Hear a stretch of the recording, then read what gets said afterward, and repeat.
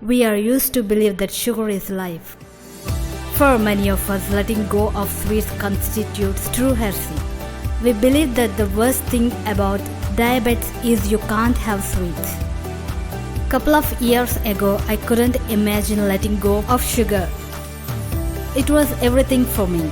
My whole world revolved around its sweet taste and the pleasure it brought.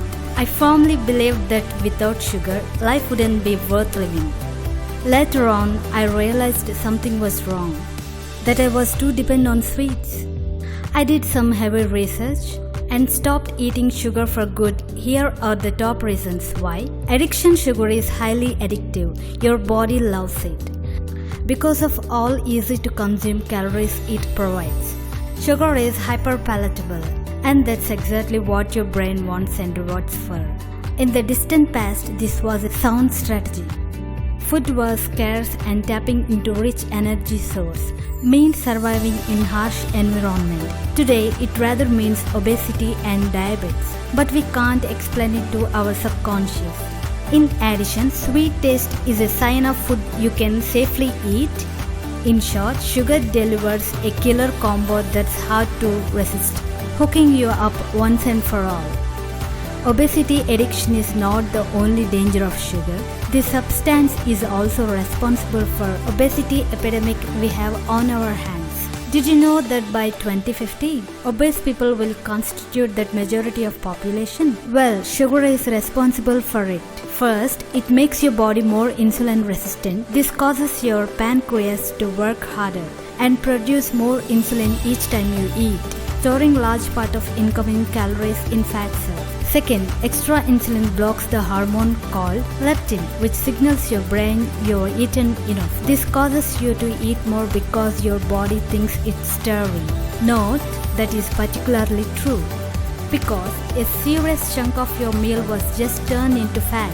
Sugar also causes visceral fat, the most dangerous kind there is. There's a term TOFI, which stands for thin on the outside, fat on the inside. This is a very serious condition, as organs coated with fat can fail any moment. Diabetes and cancer. Finally, sugar leads to deadly disease. The first one is diabetes. As you know, sugar causes your body to become more resistant to insulin. When you abuse sugar long enough, it's become chronic. When this happens, your body loses the ability to process the incoming food. Since most things you eat are converted to blood sugar before further processing, high insulin resistance means certain death. This is the point where people need insulin shots just to stay alive. The corporations tell us that diabetes is hereditary, and this is partly true. The type 1 diabetes is indeed caused by the genes, but that's absolute minority of cases. The majority is type 2, which can perfectly be acquired if you don't watch your sugar intake. The second threat associated with sugar is cancer. Numerous studies have shown that high levels of sugar can lead to development of cancer cells. It makes perfect sense because sugar is a great nutrient.